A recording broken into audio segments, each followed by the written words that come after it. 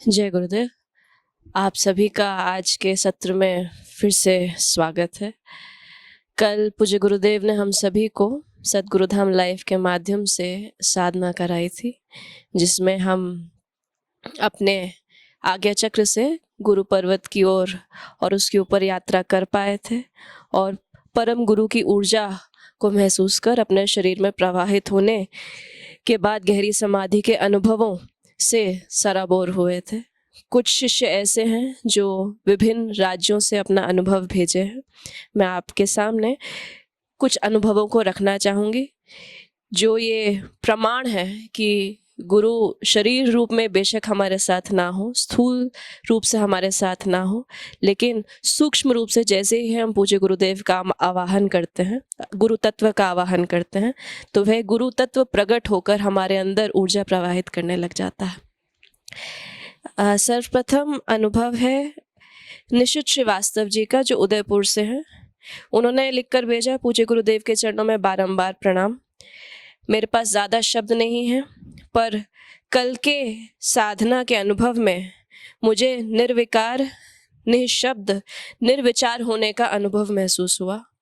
मैं बहुत समय बाद शांत हुआ और कुछ समय के लिए मुझे ना शरीर का ना ही अपने मन का भान था। इस अनुभव के लिए गुरुदेव को बारंबार धन्यवाद। हाजीपुर बिहार से मुकेश रंजन जी ने अपना अनुभव लिखकर भेजा है। वे कहते हैं, गुरुदेव के चरणों में दंडवत प्रणाम।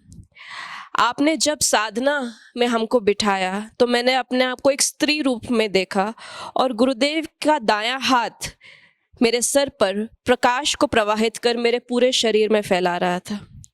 गुरु पर्वत से ऊपर जाने पर मैंने अपने आप को एक गुफा में रॉक स्टोन पर बैठे हुए देखा। मैं लाल रंग का वस्त्र पहने हुआ था और अनंत मुझे आशीर्वाद दे रहे थे। फिर मैंने एक ज्योत स्वरूप प्रकट होते देखा आज्ञा चक्र पर, जिसका रंग वही था, लेकिन उस ज्योत में मैंने गुरुदेव को देखा। मेरे पूरे शरीर में गुलाबी प्रकाश भर गया और उसे मैं अभी भी महसूस कर रहा हूँ, अनुभव कर रहा हूँ। इस अविस्मरणीय अनुभव के लिए गुरुदेव को बारंबार धन्यवाद। पुष्पलता नायक जी, जो छत्तीसगढ़ तिल्दा में प्राइमरी स्कूल की प्रिंसिपल हैं, उन्होंने लिखकर भेजा है, जय गुरुदेव। गुरु चरणों में मेरा कोटि कोटि प्रणाम। आज की साधना में जब गुरुदेव के कहने पर आज्ञा चक्र पर त्राटक किया, जब गुरुदेव की दिशा निर्देश में आंखें बंद कर ली, तो मुझे अपने आज्ञा चक्र पर 3 द्वार दिखाई दिए, दायां, बायां और बीच में एक छोटा सा मध्य द्वार, जहां गुरुदेव खड़े थे। उन्होंने मुझे हाथ से इशारा करते हुए अपने साथ आने को बोला और मैं उनके पीछे चल पड़ी। फिर आज्ञा चक्र पर एक तारा चमकते हुए दिखाई दिया। अचानक सहस्त्रार पर तेज ऊर्जा का आभास हुआ, जो तीव्र गति से मेरे अंदर प्रवेश कर रहा था। एकदम गोल्डन प्रकाश, मुझे सिर्फ प्रकाश नजर आ रहा था और रोम रोम मेरा प्रकाशित हो उठा। और फिर मुझे कुछ याद नहीं। जब गुरुदेव बोले कि गुरु गोविंद को धन्यवाद करते हुए आंखें खोलो, तभी मेरा ध्यान टूटा। एक बात और जो विशेष रही, वो ये थी कि मैं खेचरी मुद्रा में ही ध्यान कर रही थी और ध्यान करते करते मेरे मुंह का स्वाद बदल गया। मुंह में नीम के स्वाद की कड़वाहट जो लगभग 15-20 मिनट तक रही। ऐसा लग रहा था कि मानो मैंने नीम का दातुन चबा लिया हो। वैसा ही कड़वा स्वाद था जो धीरे धीरे विलीन हो गया। बस मैं गुरुदेव से ये जानना चाहती हूँ कि कड़वा स्वाद क्यों था, क्या था। जय गुरुदेव। आपको कोटि कोटि प्रणाम। अमित त्रिवेदी जी, जो वैसे तो गाजियाबाद में रहते हैं पर अभी इस समय भोपाल में हैं, उनका अनुभव काफ़ी डिटेल्ड है। उन्होंने लिखकर भेजा है, गुरुदेव आपको मेरा चरण स्पर्श। ऐसा लगा कि आज की ऊर्जा और साधना के योग्य बनाने के लिए क्रिया आपने पहले से ही शुरू कर दी थी।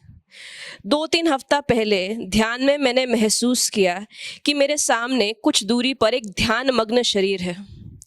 कुछ देर बाद उस शरीर के पैरों में से ऊर्जा निकलकर मेरे शरीर में पैरों के माध्यम से प्रवेश कर रही थी और मेरे सर में से ऊर्जा निकलकर उस शरीर के पैरों में प्रवेश कर रही थी।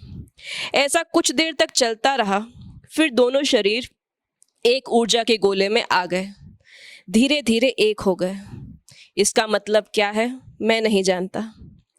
3-4 दिन पहले ध्यान में महसूस हुआ कि आज्ञा चक्र पर एक ध्यानस्थ मुद्रा में बैठा हुआ कोई व्यक्ति, कोई शरीर हवा से बाहर निकलकर शरीर से बाहर हो रहा है। मैं उसे देख पा रहा था। थोड़ी देर में वह शरीर गायब हो गया। इसका भी मतलब क्या है मुझे नहीं पता, पर आज की आपकी कृपा को मैं शब्दों में व्यक्त नहीं कर पाऊंगा, फिर भी कोशिश करता हूँ। जैसे ही आपने गुरुद्वार की बात की, वह ध्यानस्थ शरीर जो 2-3 दिन पहले मुझे दिखा था फिर से महसूस होने लगा। फिर आपने जब परम गुरु की बात की तो मेरा पूरा शरीर ऊर्जा से भर गया। ऊर्जा का प्रवाह एकदम बढ़ गया। मुझे कोई रंग नहीं दिखे, पर ऊर्जा को पैरों के नाखून से सहस्त्रार तक और उसके ऊपर 1 फीट तक मैंने महसूस किया। नाभि चक्र मणिपुर पर 5 मिनट तक एक गोल चक्र तेज गति से घूमता रहा। थोड़ी देर में वह ऊपर की ओर निकला और पूरे घर में, गार्डन में फैल गया। ये अनुभव मैंने कभी पहले महसूस नहीं किया था। ये ऊर्जा में मेरे घर के सभी लोग नहा रहे थे। कहने की बात ही नहीं, कुछ कि शरीर तो रहा ही नहीं। ऐसा लगा गुरुद्वार की बात जब आपने की, उसके बाद ये शरीर खत्म हो गया, फिर आत्मा भी आपके अंदर समा गई। कुछ पलों के लिए आप ही थे और मेरा कोई अलग अस्तित्व नहीं था। योग्य मैं हूं या नहीं पता नहीं, पर आपकी कृपा में ये अस्तित्व आप में समाहित होते हुए जो मैंने आज देखा, उससे मेरा जीवन सार्थक हो गया। आपके चरणों में बारंबार प्रणाम। ऐसा ही एक अनुभव भिवाड़ी, अलवर, राजस्थान से वर्षा शर्मा जी ने भेजा है।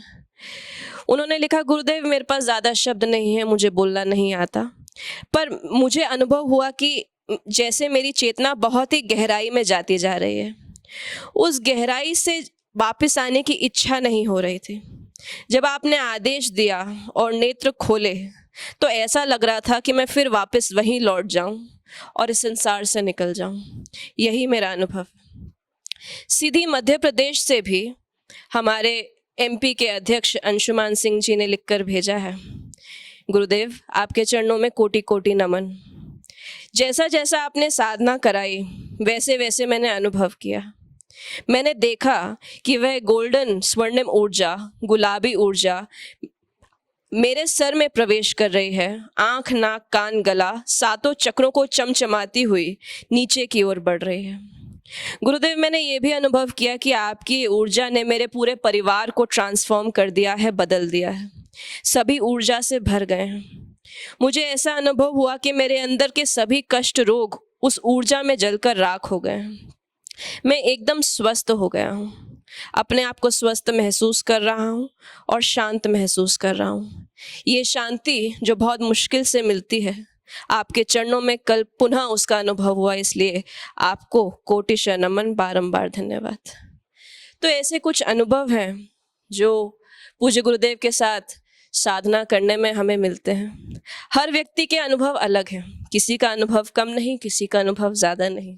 हमें अपनी पात्रता के अनुसार गुरुदेव की ऊर्जा महसूस होती है और ये ऊर्जा गुरुदेव हम पर जाने अनजाने हर रोज़ बरसाते हैं, अपने प्रवचन के माध्यम से, अपने आशीर्वाद के माध्यम से, अपनी डांट के माध्यम से। जिस भी प्रकार से बरसाएं उससे हमें शीतलता, हमारे अंदर की मलिनता का विसर्जन होते हुए देखने को मिलता है और इसका ऋण हम चुका नहीं सकते। जब गुरुदेव हमें दीक्षा देते हैं तो हमें समझाया जाता है कि हमारे ऊपर हमारे पितरों का ऋण है, हमारे ऊपर देवताओं का ऋण है, जिसको हम दान, तप, तपस्या, त्याग, सुमिरन और सेवा से चुकाने का प्रयास करते हैं। एक ऐसा ही तरीका है जब गुरुदेव ने द्वारका में आवाहन किया था आश्रम बनाने का, तब उन्होंने हम सबसे ये कहा था कि अगर हमने कभी भी जीवन में पुण्य अर्जित नहीं किया हो या ऐसा कोई काम ना किया हो जिसकी वजह से देवता और पितृ दोनों मिलकर हम पर प्रसन्न हो, तो ये स्वर्णिम अवसर है जिसमें हम अपने आप को कृतार्थ कर सकते हैं। ये बात हमें समझनी होगी कि इस दुनिया में हर चीज़ ऊर्जा का ट्रांजैक्शन है, आदान प्रदान है। अगर हम गुरुदेव से आशीर्वाद रूपी ऊर्जा लेते हैं तो उसके बदले में हमें कुछ ना कुछ संकल्प से देना होता है, न्योछावर करना होता है। वो कभी भी उसकी बराबरी नहीं करेगा जो गुरुदेव हमें देते हैं, लेकिन हम अगर भाव से दें और इस भाव से दें कि हम गुरुदेव की सेवा कर रहे हैं, तो निश्चित रूप से वह फलित होता है और हमारे जीवन को बदल देता है। द्वारका के लिए संकल्प लेने का अच्छा समय है। द्वारका में आश्रम बन रहा है, आप संकल्प लेना चाहें आप ले सकते हैं। और संकल्प लेने के अनुभव अनेक हैं। जितने भी लोगों ने अभी तक संकल्प लिया है, मुश्किल समय में, दुख के समय में, बीमारी के समय में, उनको बीमारी से तुरंत निजात भी मिला है। ये कोई मिरेकल नहीं है, ये कोई मैजिक नहीं है, ये केवल और केवल विज्ञान है, ऊर्जा का आदान प्रदान है। ऐसे अनेकों अनुभव हमारे गुरु भाई बहनों को हुए हैं। जैसे कि अगर उदाहरण के लिए बताया जाए, अभी कुछ दिन पहले नोएडा में रहने वाले गुरुदेव के अनन्य भक्त मीनू गुप्ता जी और अरविंद गुप्ता जी जब कोविड से पीड़ित थे, जो इंडियन ऑयल के जीएम रहे हैं और अब रिटायर कर गए हैं और साइंस के विद्यार्थी हैं, अंधविश्वास मानते नहीं हैं, केवल गुरु के प्रति प्रेम है और गुरु की एक वाणी को अपने अंदर उतारने का मौका चूकते नहीं हैं। गुरुदेव ने जाने अनजाने जब अपने प्रवचन में बोला था कि अगर रोग है तो उस रोग के लिए या तो हम दवा में पैसा खर्च कर सकते हैं या वो पैसा उस परमात्मा के अंश, उस विष्णु भाग में दे सकते हैं जो उसका हक बनता है। अगर हम विष्णु का अंश नहीं निकालते हैं तो वह जो मुद्रा है, वह जो राशि है, वो वसूल ली जाती है और अक्सर रोग के माध्यम से ही वसूली जाती है। तो अगर हमें रोग से बचना है तो हमें नित्य निरंतर हर महीने अपना विष्णु भाग, अपना अंश निकालना चाहिए। जब दोनों पति पत्नी कोविड से पीड़ित थे और समस्या गंभीर हो रही थी, क्योंकि श्री अरविंद गुप्ता जी के लिए हार्ट कंडीशन भी था जो मुश्किल साबित हो सकता था, दोनों पति पत्नी ने एक कमरे का संकल्प लिया था और उसके कुछ ही दिन में वो जो फेटल कंडीशन था, जो मुश्किल कंडीशन था, जब ऑक्सीजन ड्रॉप कर रही थी, उनका भाव और उनकी श्रद्धा ने उस मुश्किल समय में अपने आप को बाहर खींच लिया था। ऐसे अनेकों अनुभव हैं, चाहे हम माने या ना माने, चाहे हम उन्हें स्वीकार करें या ना करें, पर गुरु अवसर देता है हमें अपने जीवन को बदलने का, अपने ऋण को चुकाने का। और ये अवसर गुरुदेव विभिन्न ऐसे एक्सपेरिमेंट्स के माध्यम से बारंबार हमको प्रदान करते हैं। तो इसके बाद हम आज कुछ प्रश्न गुरुदेव के जी एक और अनुभव अगर आपको बताएं, महाराष्ट्र में डॉक्टर शीला काले और उनका परिवार सभी डॉक्टर हैं। वे डॉक्टर हैं, अनन्य भक्त हैं, उनके पति भी डॉक्टर हैं, बेटा बहू बेटी सब डॉक्टर हैं और बहुत कोविड के विकराल रूप को उन्होंने अपने परिवार में आकर देखा, उससे ग्रसित होते हुए देखा, जिसकी वजह से शीला जी बहुत चिंतित रही थी। और उस समय भी गुरुदेव ने सिर्फ प्रवचन में कहा था कि अगर रोग में खर्च नहीं करना है तो दान करना पड़ेगा, दान करने वाले को रोग नहीं होता है। और उस समय जब उन्होंने दान किया, उन्होंने तुरंत अपना संकल्प लिया, अपने बेटे बहू के नाम से संकल्प करवाया। जैसे ही संकल्प कराया वैसे ही उसी दिन की घटना है, प्रत्यक्ष प्रमाण है, मैं उस समय बम्बई में ही थी, आईसीयू से बाहर निकल आए थे। तो ये गुरु की ऊर्जा ही नहीं, ये हमारे गुरु के चरणों में विश्वास और श्रद्धा की भी बात है। कहने का तात्पर्य ये है कि हम एक ऐसी पर्सनैलिटी, ऐसे व्यक्तित्व के सामने हैं जो हमारी इच्छाओं को भी पूरा करते हैं और हमें आने वाली मुश्किलों से बचाते भी हैं। और उनके बचाने का तरीका अनूठा हो सकता है, अजीब व गरीब हो सकता है, लेकिन अगर हम उस पर विश्वास कर लें और मान लें कि अगर गुरु ने कहा है तो सच ही होगा, तो निश्चित रूप से हमारा जीवन परिवर्तित हो सकता है। तो आज गुरुदेव फिर से हमें साधना से गुजारेंगे। उससे पहले कुछ प्रश्न हैं जो पूज्य गुरुदेव से शिष्यों ने पूछे हैं। मैं 2-3 प्रश्न आपके सामने रखूंगी, जिसके बाद पूज्य गुरुदेव हमें साधना कराएंगे।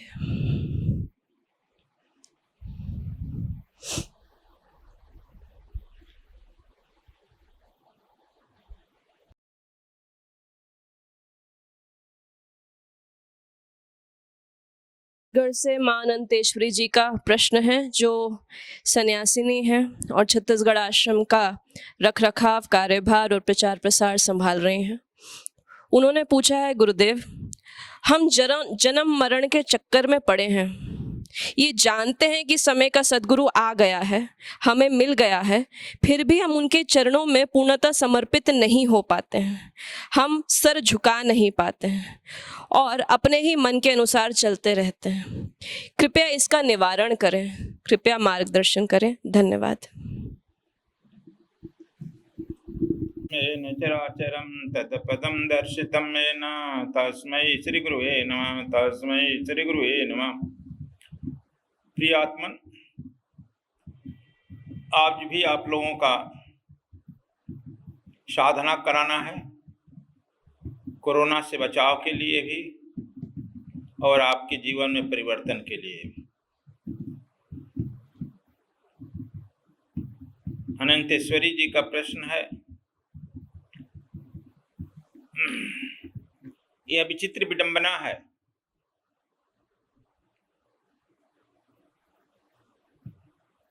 जो बहुत प्रतिभाशाली होते हैं, समय के सद्गुरु होते हैं, वे समय से पहले आ जाते हैं,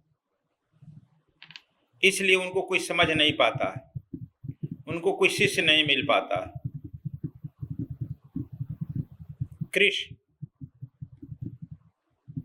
कृष्ण को कोई शिष्य नहीं मिला। नीरज शर्मा भी थे, कहा कि नहीं, हम नहीं तुम्हारे साथ चलेंगे। है ना जी, उसके साथ नहीं चलता है। अर्जुन बड़ा मुश्किल से मिला, एक आदमी नहीं मिला। कबीर साहब कहते हैं कि चलते चलते पग थका, नगर नहा नवकोस, बीच में ही डेरा पड़ा, कहो कौन को दोष। कोई नहीं मिला। पूछे हम कि आपको कोई चेला नहीं मिला? तो कहते हैं कि जो मिला सो गुरु मिला, चेला मिला नहीं को, चारों गुरु मिला। तो देखो, जो समय का सद्गुरु बहुत प्रतिभाशाली होता है, वह जो है जल्दीबाजी में कूद करके स्थिति को देखकर जल्दी आ जाता है, तो वहां के समय से यहाँ के समय बहुत अंतर हो जाता है। तो वह लगभग 50 से 100 वर्ष पहले आ जाता है। इसीलिए ऐसे लोगों का समय उसके जाने के बाद उसकी पूजा होती है। चाहे कबीर हो, नानक हो, या क्या नाम, भगवान कृष्ण हो, राम हो, बुद्ध हो, महावीर हो, इसलिए उन्हें ढेला मारा गया, पत्थर मारा गया। जब वो चले जाते हैं, उसके 50-100 साल के बाद पूजा होने लगती है। और जो महाडल होता है, वो एकदम समय के साथ आता है, उसका भाग्य चक्कर साथ देता है। उसके यहाँ हजारों आदमी माइक पर दीक्षा देता है, लाखों लाख लोग खड़े रहते हैं, वह एकदम भाग्य के साथ, समय के साथ चल रहा है। यह that is nature of the law of nature, यह प्रकृति का नियम है बच्चा। लेकिन इसके बाद भी समझना चाहिए कि हमको कहाँ कल्याण हो। मन जहां जहां तुम्हारा भाग्य अच्छा, जहां जहां कुछ मिलना होगा, गुरु या परमात्मा का नजदीक जाना होगा, मन वहां से विरोध करेगा। जहां माया का चक्कर होगा, जहां तुम्हारा अहंकार की पुष्टि होगी, जहां तुम्हारी लोभ, अहंकार, ममता की पुष्टि होगी, वहां तुम्हारा मन समर्थन देगा। मन का शरीर 3 स्तर पर है। कल मैं बताया था, पहला शरीर का स्तर जो है, यंत्र पहनते हो ना, यंत्र ला गर्दन पहनते हो, तो शरीर ही यंत्र है और कुछ नहीं है। इस शरीर में मन ही मंत्र है। इस शरीर में मंत्र नहीं दिखाई पड़ता है। जैसे यंत्र बनाया जाता है तो उसे मंत्र लिखकर डाल दिया जाता है, तो इस शरीर में मन ही मंत्र है।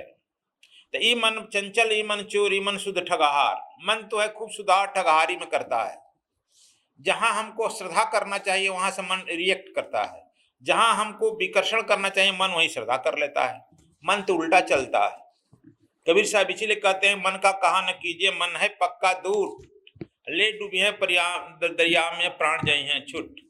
यह समझो, यह मन ही मंत्र है। इसीलिए हमारे यहाँ वैदिक धर्म में, हिंदू धर्म में या सनातन धर्म में मंत्र का बड़ा महत्व दिया गया है। उस मंत्र से मन को शुद्ध कर लो। मंत्र वही होता है जिससे यह मन से मन शुद्ध हो जाए।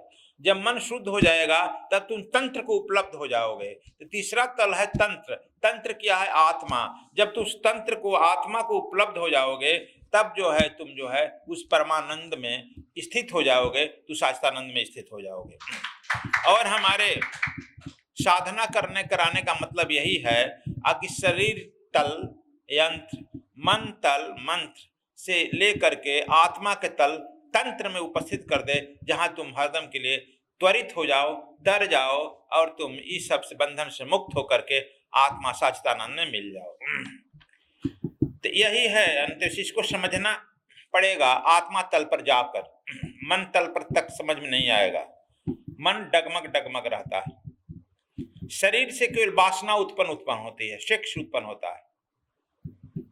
मन से जो है साइकोलॉजी उत्पन्न होता है, मन साइकोलॉजी, और आत्मा से है अध्यात्म उत्पन्न होता है, समाधि उत्पन्न होती है, और वहीं से जो है परम विराम, पूर्ण विराम की आत्मा लगती है। इसलिए 3 स्तर पर आदमी है, और प्रथम स्तर से तीसरे स्तर की, माने शरीर स्तर से आत्मा स्तर की यात्रा को ही हमारे यहाँ सनातन में अध्यात्म कहा गया है, धर्म कहा गया है। इसलिए इसे ठीक से समझ लो। आगे हम चल रहे हैं, और भाई दूसरा प्रश्न कम से कम 2 करो, आज जल्दी जल्दी जवाब दे। धन्यवाद गुरुदेव। आज का अगला प्रश्न जो है वो कोटा राजस्थान से शिखी अग्रवाल जी ने भेजा है। वो पूछती हैं, गुरुदेव अक्सर ऐसा कहा जाता है कि इंसान को धैर्य बनाए रखना चाहिए, पर ये धैर्य क्या है, इसकी परिभाषा क्या है, एक इंसान किस सीमा तक धैर्य रख सकता है, कृपया मार्गदर्शन करें। इसके बाद सीधी मध्य प्रदेश से प्रतिमा सिंह जी भी अपना प्रश्न पूछ रही हैं। वे कहती हैं, गुरुदेव मैं साधना तो करती हूँ, पर साधना में मेरा मन बहुत लगता नहीं है। मैं क्या करूँ कि मेरा परिवार सुखी रहे और ध्यान साधना में भी मेरा मन लगे, कृपया मार्गदर्शन करें। धन्यवाद। कोटा तू तो एमएससी किया है, साइंस की विद्यार्थी हो, और तुम्हारा पिता रेलवे का अधिकारी है।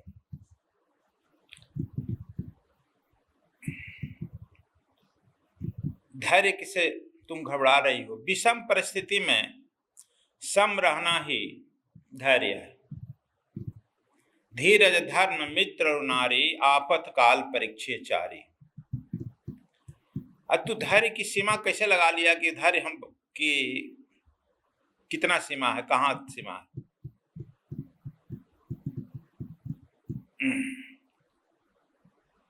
हमारा जो है भारत का संविधान बना है सिक्खी राम को आदर्श मानकर। भारत का संविधान राम के इर्द गिर्द घूमता है, भारत की सभ्यता संस्कृति राम के इर्द गिर्द घूमता है। राम सीता और राम दरबार का पूरा फोटो भारत के संविधान के प्रथम पृष्ठ पर रखा गया है, हनुमान जी के सहित। यह दूसरी बात है कि बीच के हमारे विद्वान लोगों ने धीरे धीरे उसको हटा दिया। तो क्यों रखा गया? सीता को देखती है, अपहरण कर लिया गया, रावण के यहां चली गई विषम परिस्थिति में। क्या अपने राम के प्रति, अपने भारत के सभ्यता संस्कृति के प्रति, पति धर्म के प्रति उसका आस्था डगमग हुआ? उसको सारे प्रकार का कष्ट दिया गया सिक्खी। भगवान राम का क्या दोष था? जंगल में उनकी पत्नी का अपहरण हो गया। भगवान राम जिसको कहते हो, वह जंगल में रो रहा है। घन गमंड गरजत घन घोरा, त्रियाहीन डरत मन मोरा। कुछ लोग हमसे बहुत दिन पहले प्रश्न किए थे कि कैसा आपका राम की जो रो रहा है पत्नी के लिए कुंभ में। तो हम कहे कि यदि हमारा राम पत्नी के लिए नहीं रोता तो हम लोग उसे राम मानते नहीं, रिजेक्ट कर देते।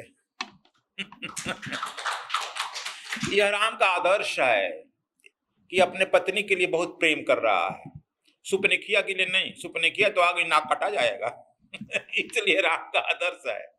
राम सीता इसीलिए आदर्श है कि अपने पति से विमुख नहीं हुई।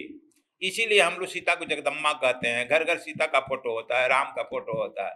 राम और सीता हमारे लिए पूज्य हैं। इसीलिए कि एक दूसरे के लिए समर्पित रहे। और हमारे लिए भारत में यही लेसन दिया जाता है कि पति पत्नी एक दूसरे के लिए समर्पित रहे।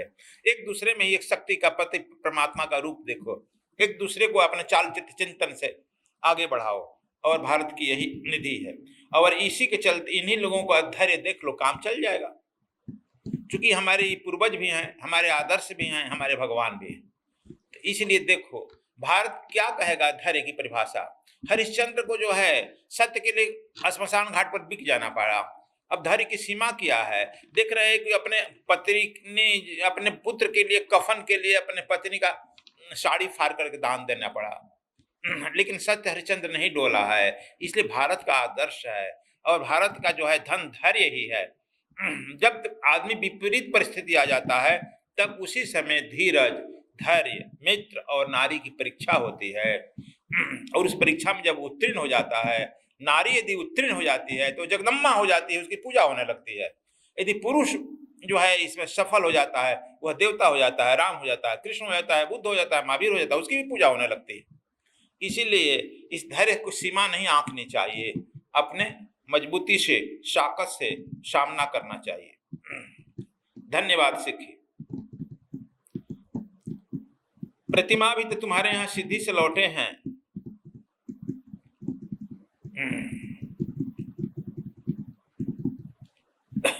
तुम जो है बार बार सुनती है अष्टावक्र की कथा में कि मन, अब समझती है कि शरीर के तल दूसरा तल मन ही है। मन जब शरीर के तल पर रहता है तो वासना से प्रेरित रहता है। वासना का मतलब केवल सेक्स ही नहीं होता है, सुख, सुविधा, पद, पैसा, प्रतिष्ठा सब वासना में आता है। तो मन जब शरीर के तल पर रहता है तो वासना से प्रेरित होता है, तो अत्यंत चंचल होता है। मन जब वही आत्मा के तल पर जाता है, शुद्ध शांत साचिदानंद को प्राप्त हो जाता है। हम लोगों का साधना का प्रयास यही है कि मन को धीरे धीरे शरीर के तल से आत्मा के तल पर पुल बना दें, और शरीर के तल से आत्मा के तल पर मन जब पुल बन जाएगा तो धीरे से आराम से आत्मा के तल पर जाएगा, तू बैठ जाएगा और बिल्कुल निर्विचार होकर सच्चिदानंद में डुबकी लगाएगी। जब मनमस्त हुआ तब क्या बोले। अब यही मस्ती है। तुम जब घर पर हो तो अच्छे पात्र जरूर रखो सामने, खाना बनाते वक्त देखते रहो। अगर अवसर पाते ही त्राटक करो। अगर इसके बाद जब आप नौकरी में जाती है, काम में जाती है तुम, तब अपने स्वर पर ध्यान रखो। स्वर जा रहा है, तुमको जो मंत्र मिला है कहते हुए जाएगा, आएगा, स्वर पर लगाए रहो। मन प्रेत है, खाली अवसर पाते ही आल जाल सोचने लगेगा। इसलिए लगातार इस मन को लगाए रहो, स्वर पर जा रहा है, आ रहा है, उसके साथ जाओ आओ। और तर्ज है भजन काज न दूजा, उसको इसे भजन में लगा दो मन को कि इसको दूसरा काम ही न मिले। जब दूसरा जो काम मिलेगा तो खुरपात करेगा, इसलिए इसको ऐसा लगा दो कि वो खुरपात ही मत करे। बस आज 2 ही प्रश्न का उत्तर देंगे। कल देखो हम कहते हैं ये आदि श्री का रामायण शुरू होता है। कल तो अब हम ध्यान की तरफ आगे बढ़ेंगे। आज 7:45 हो गया। आप सब लोग खड़े सावधान हो जाओ। अगर देखो अभी हमारे यहाँ बार बार, हालांकि हमारा फोन नहीं तो खबर आ रहा है कोरोना संक्रामक जो है बड़ी विषम परिस्थिति में घेर रहा है। तो देखो हम लोग यह सोचते नहीं हम क्या करें। यह तो लोग जानते हो कि एक आदमी का कोरोना हम ले लिए थे, फटाफट विदिन 2 मिनट ठीक हो गया, वो हमारे ऊपर आ गया। यदि हम पूरे देश का भी ले लें देश का तो हो सकता है निवारण। इसलिए सबसे बाद इसका निवारण बता रहे हैं जो सक्षम है। एक दिन कोरोना में हम देखते हैं जाता है, पहले 2.5 से 3 लाख रुपए जमा करा लेता है, तब भर्ती करा रहा है। परमात्मा जो का प्रतिनिधि डॉक्टर को मानते थे, लेकिन आजकल डॉक्टर तो है जल्लाद का प्रतिनिधि हो गया है। हमको कहते हुए डर लग रहा है, लेकिन जल्लाद का प्रतिनिधि हो जाए। पहले पैसा जमा करा लेता है हॉस्पिटल में, तब ऑक्सीजन देख रहे हो ब्लैक हो रहा है, दवाइयां ब्लैक हो रही है। ये क्या जमराज का खेल नहीं है? मैं पहला ही दिन किया था, जब मैं नवरात्र का पहला दिन आया था, उस दिन कहा था कि इस वर्ष का नाम राक्षस है, इस वर्ष का राजा मंगल है, मंत्री स्वयं मंगल है, मंगल क्रूर रहा है, यहां दया से काम नहीं चलेगा। वही बच सकता है इसमें जो गुरु और गोविंद के बिल्कुल छत्र छाया में सट गया है, अपना तन मन धन तीनों और गुरु गोविंद को अर्पित कर दिया है। मंगल का और राक्षस का वाहन नहीं चलेगा, वह बचा रह जाएगा। हम लोग नहीं कहना चाहिए, अभी जो आदिश्री बताई वैसे दर्जनों उदाहरण है एक कमरा के लिए। अब बता रहे हम कहे कि डॉक्टर हैं लोग, जो हमको सुनाए गए 5-4 डॉक्टर हैं, बड़े डॉक्टर हैं, उनका अपना हॉस्पिटल भी है, वो भी धैर्य खो दिए कि बचने का कोई उम्मीद नहीं है। मैं क्या कह सकता हूं? मैंने कहा कि एक कमरे का ले लो। बंबई में कमरे बन रहे हैं, बद्रीनाथ में तभी बंद है, बंबई में काम अभी चालू। वे लोग 4 आदमी फटाफट लिए एक एक कमरे का, वो भेज भी दिए वहां लोग। तुम लोग इमेजिन करेगा वो डॉक्टर होते हुए, जो कि नो चांस आया था, और जो है 1 घंटा के अंदर आईसीयू से निकाल दिए गए और दूसरे दिन भेज दिया गया। ओके, तो क्या कहेगा? तो बताया जीएम हैं, एक कमरे का उन्होंने फटाफट ट्रांसफर किया बैंक में, जो कि उनको बेड नहीं मिल रहा था, बेड की कोई जरूरत नहीं, ओके हो गए। अभी तेलंगाना में जो अभी शिष्य ही बना है बेचारा, बाप बेटा दोनों पड़ गया हमारे यहाँ, हाँ, नागेंद्र गुप्ता, बड़ा व्यापारी है, हालांकि आश्रम बनवा रहा है वो, लेकिन इसके बावजूद भी हम तो यही कह रहे हैं कि that is exchange of energy. यदि मैं उस पैसे को लेकर खा जाऊं, अपने में लगा लूं, तो एक्सचेंज ऑफ एनर्जी तो नहीं हुई ना। वो जो जहां हमारे, इसलिए अभी देखो नीरज शर्मा जी दे रहे थे, कहे ना कि जिस अकाउंट में है उसमें लिखो, तो जो अकाउंट में जाया वह परमात्मा का ऊर्जा एक्सचेंज हो रहा है, तो उसी के अकाउंट में जाएगा ना। वह जैसे ही लिया वहां पर तेलंगाना में, मैं तो यहाँ बैठा हूं, और जानते हो वहां से खबर आई आगे गुरुजी दूसरे दिन सब आईसीयू से निकल आया बाहर, खत्म। तो देखो एक एक्सचेंज ऑफ एनर्जी का कीमत होता है। अब मान लो कि तुम्हारी सीरियस स्थिति है, तुम्हारे अच्छा, हाँ यह भी है कि उसका ब्लड रिलेशन को लेना होगा। पत्नी है तो उसका पति ले, लड़का ले, लड़की ले, ब्लड रिलेशन, ना कि दूर का रिलेशन नहीं उसमें आता है। इसीलिए ब्लड रिलेशन ही मुखाग्नि देता है, ब्लड रिलेशन ही संकल्प लेता है। भारतीय जो वांग्मय में है, यह भी देखो कि अभी जो है लड़की का लड़का मुखाग्नि नहीं देता है, वह दूसरा बदल गया, गोत्र बदल गया उसका। इसीलिए अपना गोत्र जो होता है, गोत्र का नाम लेते हो, अपना ब्लड रिलेशन ही मुखाग्नि देता है, अपना ब्लड रिलेशन ही दान का भी संकल्प लेता है। संकल्प कर ले। अब मन में बहुत लोग कहते हैं कि 10 लाख 20 लाख का लग रहा है, अभी मैं सुना 20-20 लाख रुपए लगकर लोग मर रहे हैं, सर्टिफिकेट दे रहा है निर्दयी की तरह, लाश रखता नहीं देता है। लेकिन तू एक कमरे का, या हम कह रहे हैं क्या नाम है, द्वारिका में 50 गज 100 गज ही कहे, जो संकल्प ले लेता है फटाफट, उसका देखो काम लगभग 100% लोगों का ठीक हो गया। जो चुप लगा लेता है, गुरुजी हम 5000 ले लिए, 10,000 का ले, कहता भी नहीं है, मैंने हम जान जाते हैं क्या कर लिया उनका काम भगवान भरोसे हिंदू होटल है, मैं कुछ कह नहीं सकता हूं, क्योंकि हम तो आपको परमात्मा के और आपके दोनों के बीच से हट जाता हूं संकल्प के माध्यम से। कोई भी जब पंडित संकल्प देता है आपको, तो वह संकल्प के माध्यम से अपने हट जाता है बीच से, वह संकल्प के माध्यम से उस देवता को के सामने न करा देता है, संकल्प की राशि रखवा देता है, संकल्प के राशि करता है। अब वह संकल्प के राशि उस देवता को जिसके लिए संकल्प कराता है, वह फलाफल देता है, न कि वह ब्राह्मण देता है। Do you follow? और हम तो कहते हैं कोई तंत्र नहीं, कोई मंत्र नहीं, आप अपने से संकल्प लो, उस आश्रम के कमरे के लिए या द्वारिका के लिए अपने से प्रभु से निवेदन करो। गुरु साक्षी होता है, गुरु की उपस्थिति है, गुरु तुम्हारे यहाँ उपस्थिति है, बार बार जो फोन आ रहा है गुरु उपस्थित रहेगा। हाँ, जब तुम परमात्मा के दरबार में तुम्हारी मैटर आएगा, वहां तुम्हारा कागज भूल जाएगा। तो कहता है कि काका संगी साथी तो चली गए, संगी साथी तो चले गए, अब मेरी चलने की बार, कागज में कुछ हेरा फेरी पड़ी है, अब देखन की है बात।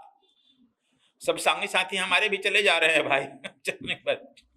अब तुम्हारा कुछ कागज इधर उधर भुला जाता है तो क्या करेगा, तो अपने कर्मों से ही कागज में हेरा फेरी पड़ जाती। इसलिए आज आप लोगों को फिर हम बता दिए अंतिम बार कि आप और यह भी बात समझ लो, यह कमरा जहां आप लोग बनाते हो या जहां आश्रम बनाते हो, 100 वर्ष के लिए कोई आश्रम बनाया जाता है। कंस्ट्रक्शन आजकल के 100 वर्ष के लिए होता है लगभग। इस 100 वर्ष में आप 20 वर्ष में एक जनरेशन बदल जाता है, 20 5 100, आपके 5 जनरेशन तो वहां जाएगा, रिजर्व है ना। 5 जनरेशन आपका लड़का नाती पोता पौत्र पौत्र जाएगा वहां पर कि हाँ हमारे बाबा ने बनाया है, हमारे दादा ने बनाया है।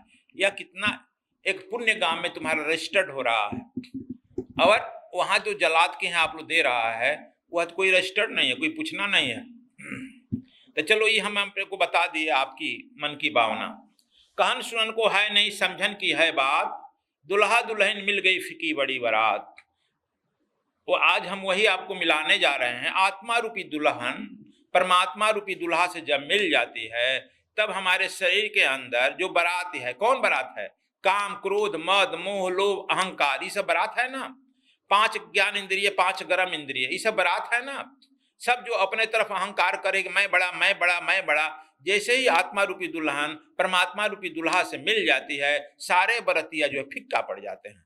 अब तू क्रोध को बुलाएगा आ जाओ बट तुम्हारे यहाँ मैं नहीं आता अब बताओ तो अहंकार को बता जाओ हम जरा यहाँ पर अहंकार दिखाना है, अहंकार भाग जाएगा कल जगह। अब तुम्हारे हमारे लायक नहीं है, क्योंकि जैसे ही तुम परमात्मा से तुम्हारी फेरा हो जाती है, परमात्मा मैं दुल्हनिया राम की, कबीर साहब तो कहते हैं मैं दुल्हनिया राम की, राम से कम की दुल्हन मैं नहीं बनने वाली दुल्हनिया राम की हूँ।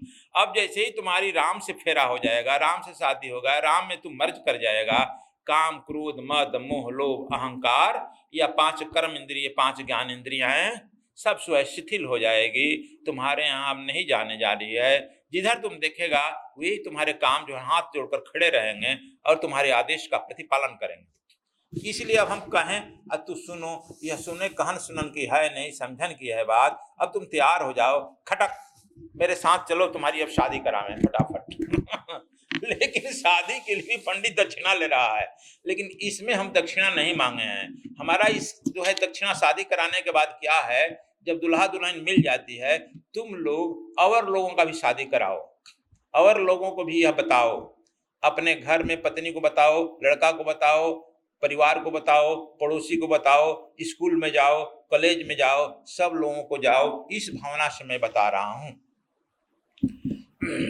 आज एक आदमी फोन किया था कि महाराज जी हाँ कोरोना में आपके बैठा बैठी है खर्चा आश्रम कैसे चल रहा है, तू था ना थी फोन जब उनका आया तो अधिकारी हैं।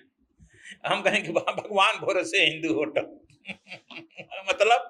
मतलब क्या, हम लोग न व्यापार करते हैं न बिजनेस करते हैं, स्कूल है वही बैठा है चुपचाप बनकर बैठे हैं।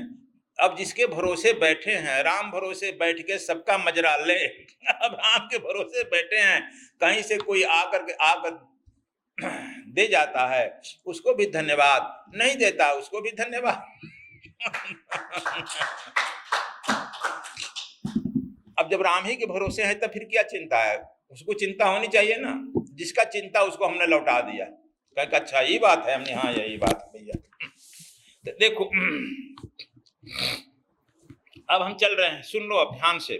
कोरोना के लिए कल भी बताया था, आज ध्यान से सुन लो, लिख लो, मोबाइल अपना खोल लो, मोबाइल में इसको टेप कर लो मेरी बात को, या मोबाइल से पूरा फोटोग्राफी ले लो, ले सकता है तो ले लो, तुम्हारी जिंदगी भर काम करेगा, जहां जाएगा करेगा। सुबह और शाम दोनों समय अपने नाक में, कल कहे थे 2-2 बूंद शुद्ध सरसों का तेल डालो या गाय का शुद्ध घी डालो। क्यों? कल मैं बता दिया था कि 3 दिन तक नाक में कोरोना के जर्म्स रहते हैं, 3 दिन मीटिंग करते हैं किधर किधर से अटैक करें। मीटिंग करने का मतलब अपने संख्या बढ़ाते हैं। चौथा दिन गला में आते हैं और 5वां दिन जो है लंग्स में आते हैं, और जब 5वां दिन से आते हैं लंग्स में तो 3 दिन तक लंग्स में अपने परिवार बढ़ाते हैं। 8 दिन होता है, 9वां दिन रोग परिलक्षित हो जाता है, खाई खाई करने लगता है। इसलिए या आवे तो पहले ही इनका स्वागत कर दो, रोज डाल दो सरसों के तेल में, जल जाएंगे मर जाएंगे, इनकी स्वागत पहले ही कर दो। स्वागत के कुछ अतिथि आता है तो उसका स्वागत करना चाहिए ना, इसके स्वागत के लिए तैयारी रखो। सो रहा है, जब सोते समय ड्रॉप से लेकर के पूरा जो है 1 ड्रॉपर डाल दो, दाहिना में 1 ड्रॉपर डाल दो, पूरा डाल दो, शुद्ध घी। देखो तुम्हारे स्वास्थ्य के लिए भी ठीक है, ड्रॉपर पूरा डालो। यह काम कर लिया। अब चलो, अब सुबह शाम हमारे साथ ऐसा जरूर करो, पहले बाएं हाथ पर मारना होगा, खूब जोर से, इतना जोर से मारो कि करने लगो। क्यों, इसका भी बता दे। देखो सारे एक्यूप्रेशर पॉइंट तुम्हारे हाथ में है, और हाथ से ही एक्यूप्रेशर एक पंचर का लोग इलाज करते हैं, सारा पॉइंट है, पैर से लेकर के और मस्तिष्क तक है। जब तुम यहाँ पर सब चुपचाप बैठा हो, कोई काम करता नहीं है, लोग किसान खेत में काम करते हैं तो हो जाता है, तुम काम नहीं कर रहे हो, बैठे हो खाली रोटी तोड़ रहे हो, तो इस पर जब मारेगा तो सारे पॉइंट झंझना जाएंगे। और तुम देखना तुम्हारा ब्रेन से लेकर के लेग तक कितना एक्टिव हो जाता है, तुम्हारा पढ़ने में भी मन लगेगा, काम हो जाएगा, तुम्हारी सब पावर स्टेमिना बढ़ जाएगी। प्रैक्टिकल इसको देखना और इस पर मारो जोर से, बोलो भाई 1 2 3 4 5 6 7 8 9 10 11 12 13 17 18 19 20 20 21 22 23 24 25 25 मार दिया। अब चलो 1-1 मिनट मारना चाहिए। 1 2 3 4 जोर से 9 10 11 12 19 20 21 22 23 25 जोर से नहीं मारा, अब खूब जोर से मारो। देखो अब देखो पिछले का जो नस है, इस पर सारे नस इस तरह से निकले हुए हैं, मरे मरे रह रहे हैं, निकल रहे हैं बाहर, इनको पीटो थोड़ा। 1 2 3 4 5 6 7 8 9 19 20 21 22। अब तू रियलाइज करना कितना तू रिलैक्स होगा। फिर दूसरे 20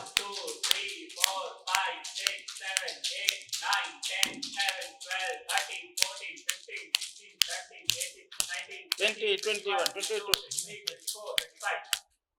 मार दिया अपने पर चटकन। इसलिए बाप पहले चमाता मारता था कान पकड़कर, तो लड़का का कान ठीक होता था, ब्रेन। अब देखो यहाँ पर 1 2 3 4 खूब जोर से 7 8 9 10 11 12 13 14 15 16 17 18 19 20 21 22 23 24 25। अब देखो अंगुलियों का घर्षण करो। 1 2 3 4 5 6 7 8 9 सटाकर 12 13 14 15 16 17 18 19 अंगुलियां खूब सटी रहे। 2 3 24 25। अब देखो ये जोड़ है ना, जोड़ पर मलो खूब जोर से। 1 2 3 4 5 6 7 8 9 10 11 12 13 14 15 16 17 18 19 20 21 22 23 24 25 खूब जोर से जान भर। 1 2 3 4 5 6 7 8 9 10 11 12 13 14 15 16 17 18 19 20 21 22 23 24 25 खूब मल दिया। अब चलो अंगुलियां खोल दो, पूरा पूरा अंगुली खोलो खूब जोर से।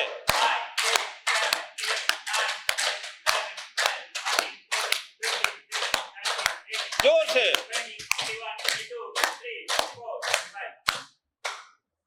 खूब जोर जोर से मारना। अब देखो तुम लोग अपने में, अब देखना कितना तुम, you will feel some relax, you will feel some energy. यह तुम्हारी एनर्जी रहेगी, कोरोना को धक्का मार कर बाहर कर देगा। बाहर तुम कहां से आ गए? अरे अब जो कमजोर हो जाता है, भारत कमजोर हो जाता है, तो अंग्रेज भी आ जाता है, मुसलमान भी आकर बैठ जाता है। इसीलिए अपने को, अच्छा इसमें तो कोई मेहनत नहीं लगा। अब हम चल रहे हैं, अब ध्यान में चलेंगे। अपने अपने गुरु पर फोटो पर त्राटक करो, जो जहां है। अब त्राटक करते हुए यहाँ है तो सामने करो। देखो जहां तिलक है, तिलक पर क्यों करें? यहाँ पर त्रिकुटी मेरा भी है, तुम्हारा भी है, थर्ड आई मेरा भी है, आपका भी है। भगवान शंकर का भी तीसरा नेत्र है, यहाँ से ही एनर्जी निकलेगी जो आपके तीसरे नेत्र को खोल देगी। इसीलिए त्रिकुटी पर ध्यान करने के लिए बताया गया है, न कि पूरा रूप। कोई रूप सुंदर होता नहीं है, यही रूप है, परम रूप। जहां यहाँ आज्ञा चक्र है, आपका भी आज्ञा चक्र है, मेरा भी आज्ञा चक्र है, यहाँ ऑर्डर प्लेस है, head office of your body है, यहाँ से ही ऊर्जा निकलेगी, तुम्हारे दूसरे नेत्र खोल देगी।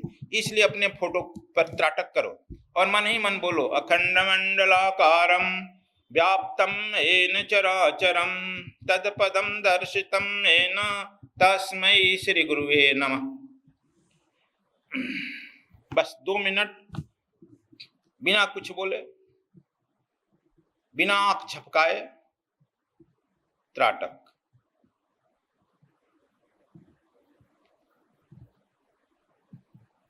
यदि आपकी कुछ इच्छाएं हैं, मांग है, डिजायर है, यहीं पर गुरु के गोविंद के सामने रख दो। आगे कोई मांग लेकर यात्रा नहीं करनी।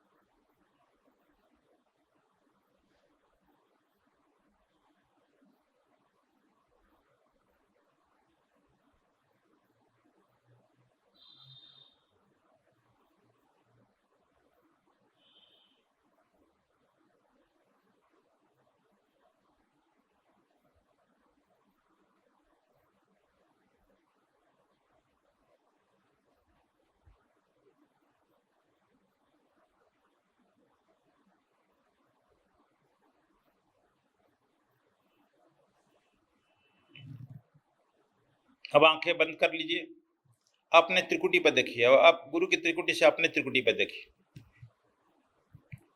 अपने आज्ञा चक्र पर देखिए।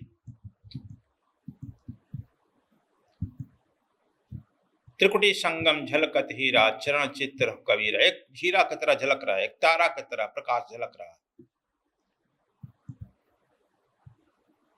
आंख बंद कर अपने त्रिकुटी पर 2 मिनट।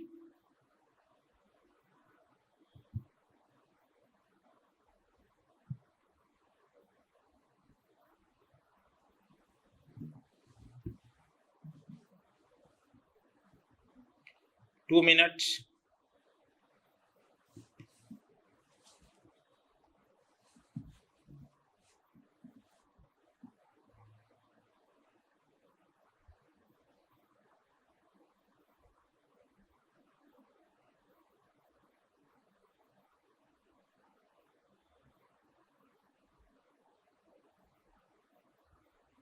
अब देख रहे हैं कि यह त्रिकुटी से प्रकाश एक पतली सी रेखा में ऊपर उठ रही है।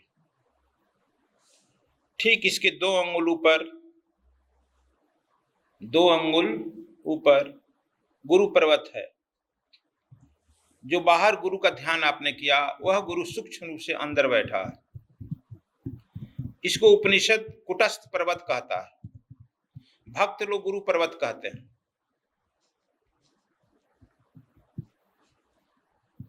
नानक ने इसे गुरुद्वार कहा है।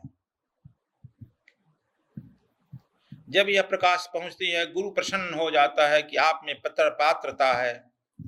गुरु एक ट्रांसपेरेंट होने लगता है और यहीं पर मन से जो आरती करते हो, यही का वह आरती है। ध्यायेत सतगुरु श्वेत रूपम मंगल मंगलम श्वेतांबरम शोभितम कर्णेर कुंडल श्वेत शोभ्र मुकुटम हीरामणिमंडितम नानामाल मुक्तादिशोभित गल। यही की प्रार्थना है। बिल्कुल श्वेत शुभ्र रूप के गुरु का वर्णन किया गया। शुभ्र रूप, श्वेत रूप, वही श्वेत रूप में यहाँ गुरु विराजमान। आपकी त्रिकुटी से प्रकाश ऊपर उठ रही है, गुरु वहां खींच रहा है आपको ऊपर ले जाने के लिए और गोविंद तक ले जाने के लिए प्रयास करता है। इसीलिए वह लपट ऊपर उठती है आपकी। गुरु खींच रहा है, आकर्षित कर रहा है अपने तरफ। अब समझो गुरु क्यों आकर्षित करता है।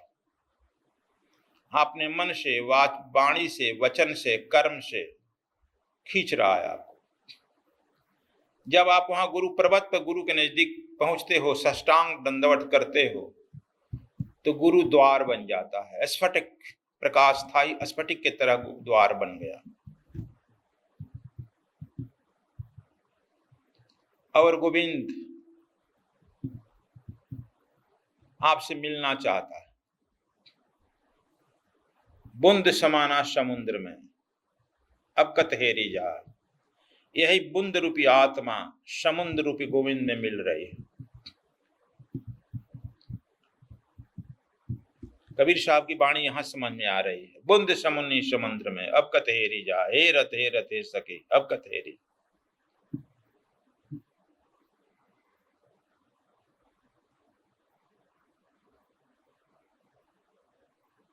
अब यह प्रकाश उस आत्मा में, परमात्मा में मिलन के बाद परमपिता परमात्मा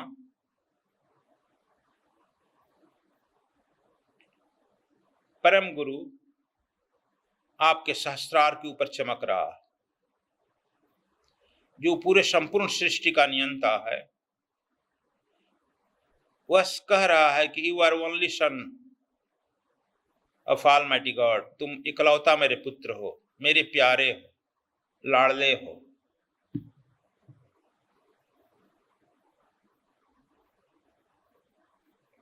अब ब्रह्मांड से ऊपर महासागर, महासूर्य, महागुरु, परम गुरु स्वयं तुमसे मिलने आ रहा है।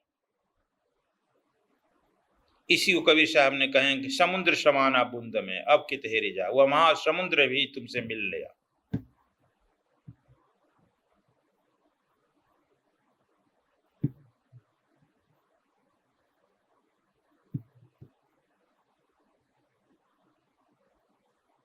कबीर साहब की एक एक बात यहाँ अक्षरशः सत्य होगी। लाली मेरे लाल की, लाली देखन मैं गई, मैं भी हो गई लाल। जित देखो तित लाल। अब वह जो है पूर्ण लाली में लालिमा महाप्रभु परम गुरु परम पिता परमात्मा अब आप में प्रवेश करने लगे। लाल, reddish in colour, orange colour, reddish in colour आपके सहस्त्रार्थ से प्रवेश करने लगा। महासमुद्र बूंद में प्रवेश करने लगा। यही है कि समुद्र शबाना बूंद में अब के तिहरी जा।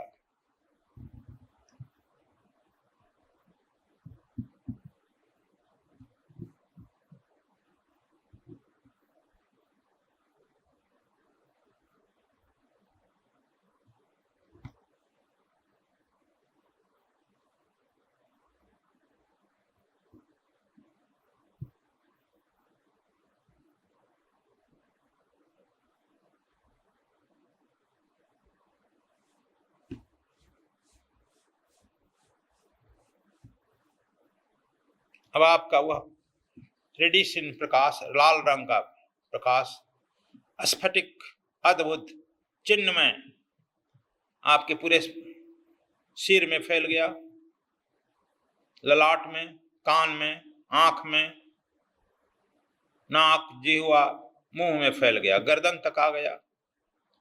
गर्दन से, कंठ से बाएं हाथ में फैल रहा है, बाएं हाथ की कोहनी कलाई तक फैल गया, फिर दाहिने हाथ में केहूनी कलाई तक फैल गया, अंगुलियों तक। अब वह बड़ी तीव्र गति से आपके कंठ, हृदय, फेफड़ा, किडनी, पैंक्रियाज सब में फैल रहा। मूलाधार चक्र, बाएं पैर की जंघा, घुटना, घुटना का दर्द वगैरह, बाएं पैर के एड़ी तलवे तक फैल गया।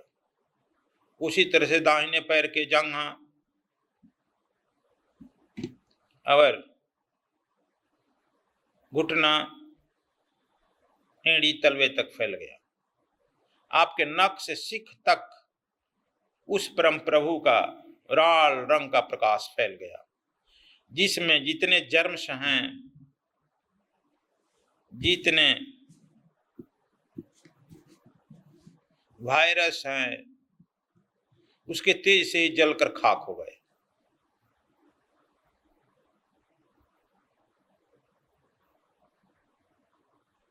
नो वायरस, सब जलकर समाप्त हो गए। पूर्ण चिन्मय प्रकाश, लाल प्रकाश से आप लाल प्रकाशित हो गए। कबीर साहब यही कहे हैं, मैं देखन गई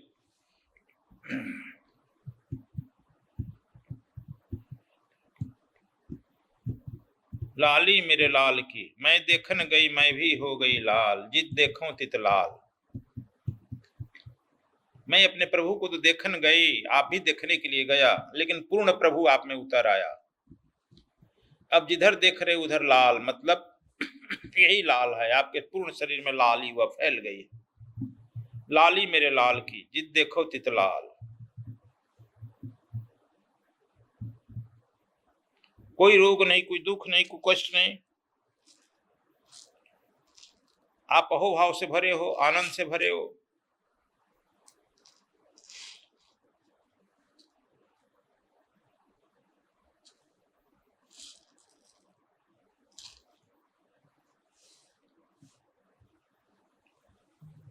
आंखें बंद है, शरीर शिथिल है, मन शिथिल है, चित शांत। पूरी लाली भरी है आप में, नख से सिख तक। मन मस्त हुआ तब क्या बोला, अब मन मस्ती में है। सारे वायरस, कोरोना या और किसी भी रोग के जो जीवाणु हैं, इसके तेज से जलकर समाप्त हो गए। अब आप में यह तेज निकल रहा है आपके शरीर से।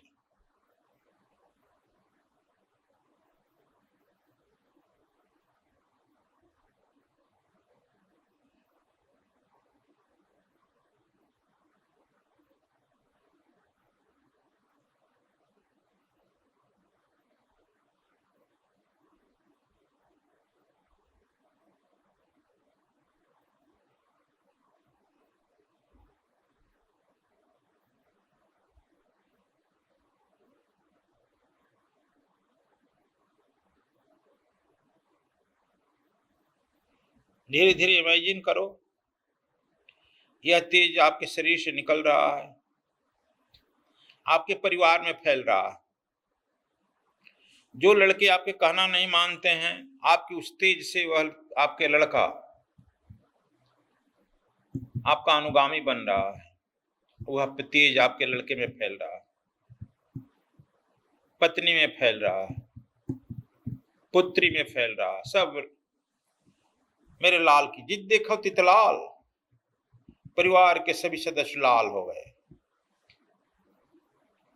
सब में वह परमपिता परमात्मा की लाल भरती गए। लाली मेरे लाल की, जित देखो तित लाल। अनुभव करो, अभी तक आप केवल सुना है।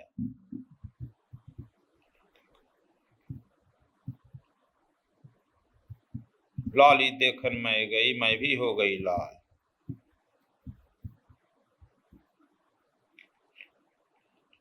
लाली मेरे लाल की, जित देखो तित लाल। यह आपकी लाल की है, परम प्रिय का है, पति का है, परमात्मा का है, परम पुरुष का है। अब घर में सब परिवार, बाल बच्चे,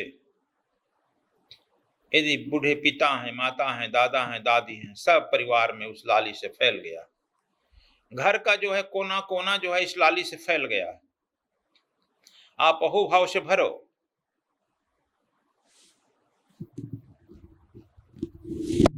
सब में एक अपूर्व आदर्श प्रेम है। अब परिवार का प्रत्येक व्यक्ति इस ऊर्जा के उत्सव में आनंद मनाओ।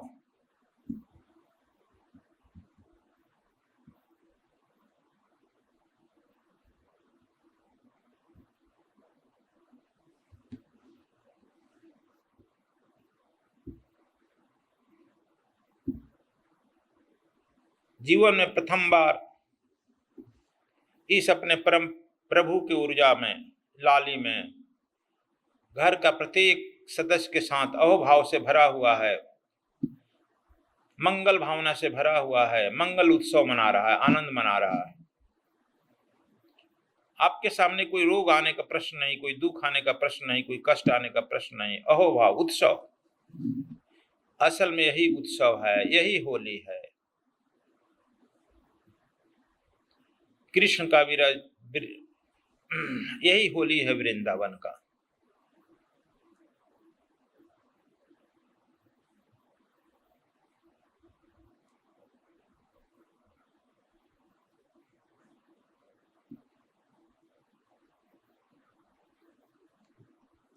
परिवार के सारे सदस्य आपके अनुसार इस महाउत्सव में शामिल हो गए।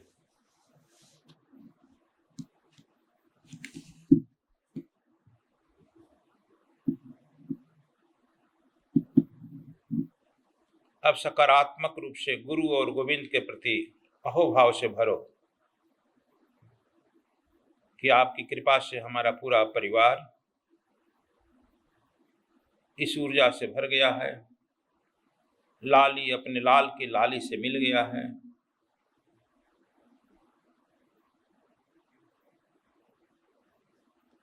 इस ऊर्जा को अपने पुत्र, पत्नी, पुत्री, माँ बाप, परिवार के सभी सदस्यों में भरो। ये कामना करो कि सब में अस्थायी रूप से निवास करे और हमारी मंगल भावना सदैव बनी रहे।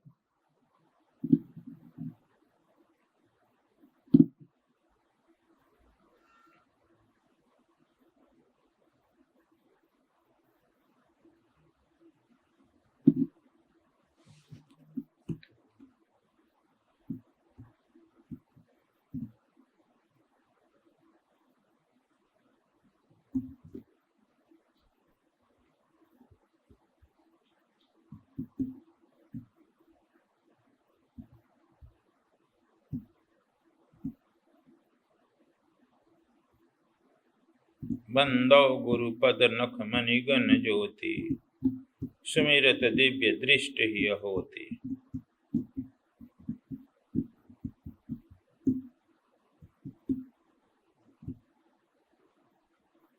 हमारा मंगल हो, पुत्र का मंगल हो, पुत्री का मंगल हो, पत्नी का मंगल हो, भाई का मंगल हो, पिता का मंगल हो, माँ का मंगल हो, परिवार का सब सदस्यों का मंगल हो। हमारी भावना दूसरे के प्रति भी मंगल हो, जो हमसे मिले उसका भी मंगल हो, जो हमारा दर्शन कर ले या हम जिसका दर्शन करें उसका भी मंगल हो। यह मंगल मेरे साथ साथ रहे। हे गुरुदेव, मैं मंगल मूर्ति बन जाऊं। मंगलम भगवान विष्णु, मंगलम गरुड़ध्वजा, मंगलम पुंडरीकाक्षाय, मंगलम तनयो हरे। इसी तरह से भी मैं भी मंगल मंगल हो जाऊं।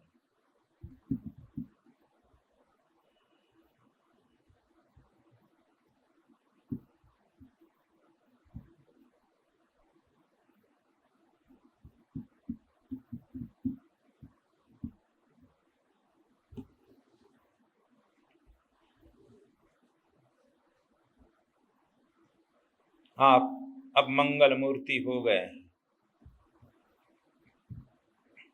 न कोई लोभ, न कोई मोह, न कोई क्रोध, न कोई कष्ट, ना कहूँ का लेना न देना, मगन रहना।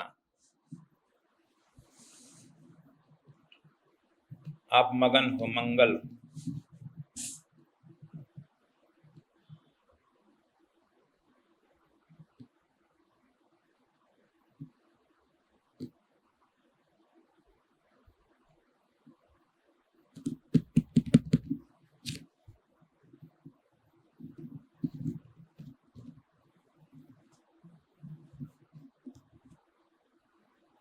अहोभाव से भरे हुए, मंगल की कामना से, मंगल की भावना से धीरे धीरे मुस्कुराते हुए उस मंगल रूपी परमपिता परमात्मा साचिदानंद निर्गुण निराकार को बार बार धन्यवाद दो, जो आपके परमपिता हैं।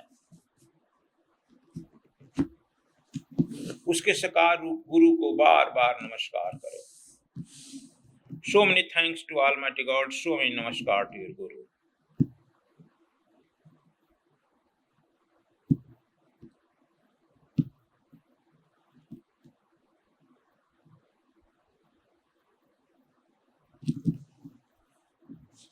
अहोभाव से भरे हुए,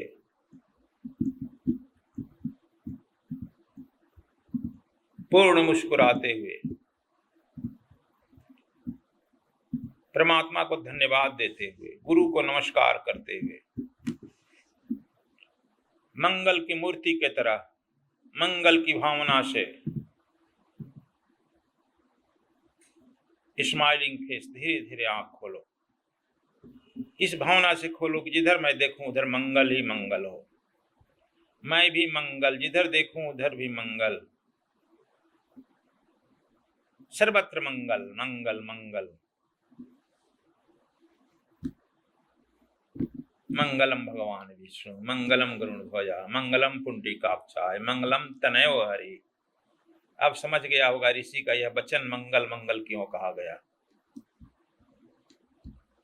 भारतीय परंपरा। अब आप लोग भी बस धन्यवाद। So many thanks to all. आप सब लोगों को भी मेरा बहुत बहुत धन्यवाद।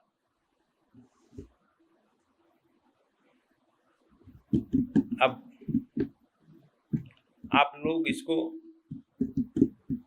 अपने पहले कर लो 2 4 10 बार, फिर परिवार को कराओ और अड़ोसी पड़ोसी करो। फिर मंगल की वाइब्रेशन पूरी दुनिया में घूमेगी। फिर कोरोना बेचारा क्या करेगा? कोरोना बेचारा यहाँ से भागेगा चीन, जहां से आया है वहीं से भागेगा फिर जाएगा। बहुत बहुत धन्यवाद। समझ गए नीरज शर्मा जी? आज इस मंगल को लेकर के आप अमेरिका में जाइए और वहां भी लोगों को मंगल कम से कम कराइए। पहले अपने परिवार के लोगों को कराइए, फिर मित्रों को कराइए, ठीक? और एकदम मंगल के कामना से देखिए। धन्यवाद।